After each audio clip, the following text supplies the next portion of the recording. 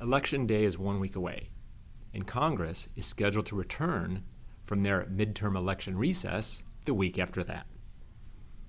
The lame duck session of Congress could be a productive time for long-desired affordable housing, community development, and historic preservation legislation, or it could not be. That, of course, depends on the outcome and the tone of the election next week. The election results will determine how motivated lawmakers will be to pass certain legislation before the new Congress begins in 2019. Now, Republicans have controlled the House and the Senate since 2015. Most prognosticators expect the change. Many expect the Democrats to take the House while Republicans keep control of the Senate. Probably the most common view. Now, the next likeliest outcome is probably that Democrats take back both the House and the Senate.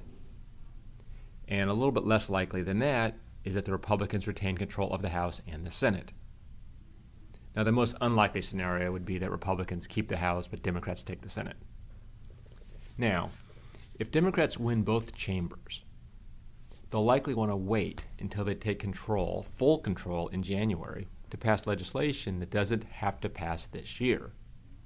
But that said, no matter who controls each chamber, the margin of control, or I should say the margin of their majority, matters very much.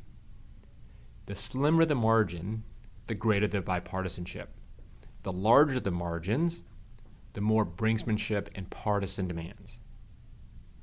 Now, I'll share now the key bills that I'm keeping an eye on. There are 5.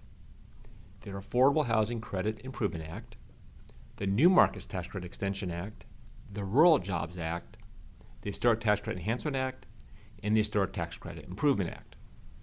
Each of these bills has provisions that would expand and or improve critical tax incentives, namely the Low Income Housing Tax Credit, the New Markets Tax Credit, and the Historic Tax Credit.